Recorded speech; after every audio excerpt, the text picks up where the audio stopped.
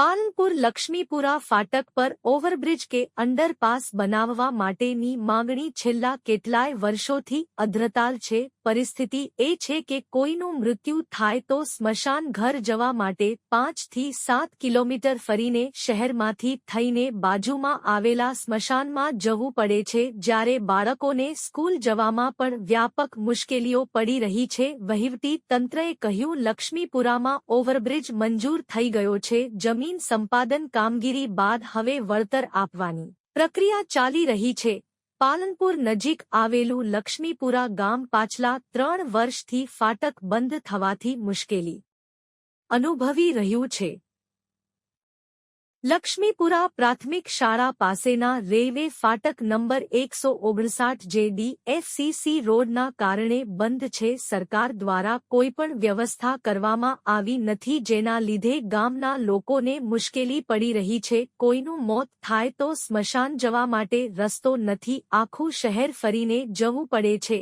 પાલનપુરનું લક્ષ્મીપુરા ગામ આમ તો છે પાલનપુરમાં જ, પરંતુ ગ્રામ પંચાયત લાગે છે। 20,000થી વધુ વસ્તી ધરાવતા ગામનો રસ્તો બંધ થઈ ગયો છે માનવરહિત ફાટક માટે।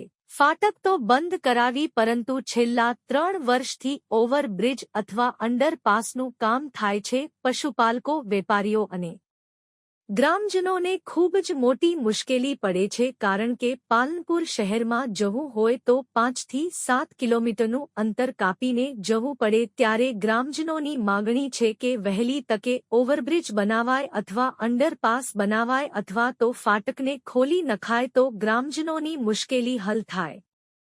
સૌથી મોટી મુશ્કેલી લક્ષ્મીપુરાના બાળકો અને વિદ્યાર્થીઓની છે। પશુપાલકોને, ખેડૂતો તો રેલવે ક્રોસ કરીને જાય જ છે, પરંતુ શાળામાં અભ્યાસ કરતા બાળકો પણ આ રેલવેના પાટા ક્રોસ કરી જવા મજબૂર છે। જો કે જીવના જોખમ વચ્ચે અભ્યાસ કરતા વિદ્યાર્થીઓ અને પશુપાલકો અને સતત મોતનો ડર લાગી રહ્યો છે। તેમની માગણી છે કે કેમ પ્રકારે આ રસ્તો ચાલુ થવો જોઈએ।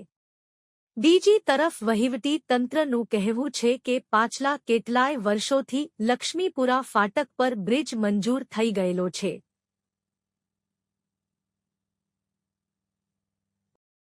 સંપાદનના મુદ્દે કામગીરી અટકી હતી।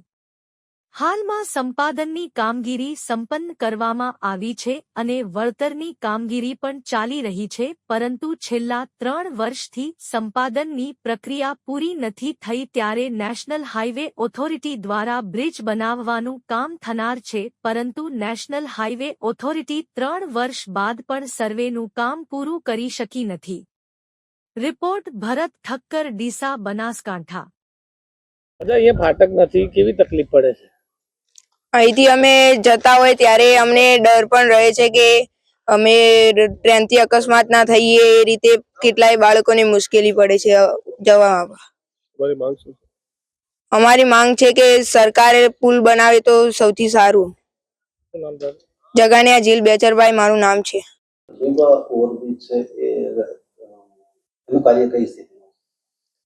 હાલમાં જે નેશનલ હાઈવે ડિવિઝન છે એના દ્વારા જે બ્રિજની પ્રાથમિક મંજૂરી મળી છે, તથા લક્ષ્મીપુરા ફાટક પાસે જે બ્રિજ બનાવવાનો છે તેની જમીન સંપાદન માટેની પ્રક્રિયા હાલમાં પ્રગતિમાં છે। પૂરા ફાટક બંધ છે, જેને લઈને મુશ્કેલી પડી રહી છે, કેવી મુશ્કેલી પડી? મુશ્કેલીમાં જુઓ, પહેલા તો પ્રશ્ન આ સ્કૂલના વિદ્યાર્થીઓ ભણવા આવે જોખમકારક છે। એક આખું ગામ ખેતીવાડી સંકળાયેલું, પશુપાલનના ધંધાથી સંકળાયેલું, દરેકને ડેરીમાં દૂધ આપવા આવવું જોઈએ। બધા ઉંમર, ઘણી વખત બધા જવાનના ઉંમરવાળું હોય, કોઈ રેલમાં પડે ભાગે, આ બધી ઘણી મુશ્કેલીઓ થાય છે। અમે 4 દિવસ પહેલા જ એક ભાઈ ત્યાં પડી ગયા તો ફ્રેક્ચર કર્યું છે। કેવી તકલીફો પડે છે? તકલીફમાં તો કઈ કહેવા જેવી જ નથી, કેવી તકલીફો પડે છે। તકલીફનો કોઈ પાર જ નથી। એમ અહીંથી સિટીમાં જવું હોય તો ત્યારે કેવી તકલીફ પડે? સિટીમાં જવું હોય તો પહેલા તો પ્રશ્ન એ છે, પેલું ફાટક બંધ હોય, ફાટક બંધ હોય તો પછી ઊભું રહેવું હોય 2 કલાક, 3 કલાક, 1.5 કલાક, આવી બધી ઘણી પરિસ્થિતિઓ મુશ્કેલીમાં છે। રજૂઆતો તો સાહેબ કરવામાં કોઈ બાકી જ રાખ્યું નથી। છેલ્લે હમણાં કાલ પરમ દિવસે બી રજૂઆત કંઈક કરી છે। હવે શું માંગણી છે? હવે અમને તો રસ્તો આપે, મોટી માંગણી, બીજું તો શું? અમારા લોકોને બધું જમીન જાગીર આ બાજુ ગઈ 8-8 કિલો, 4 કિલોમીટરની જગ્યાએ 12-12 કિલોમીટર અંતર થઈ જાય છે। કાચા રસ્તામાં આવવું જવું ઘણી મુશ્કેલીઓ છે। શું નામ તમારું? પટેલ વેલાભાઈ બેચરભાઈ।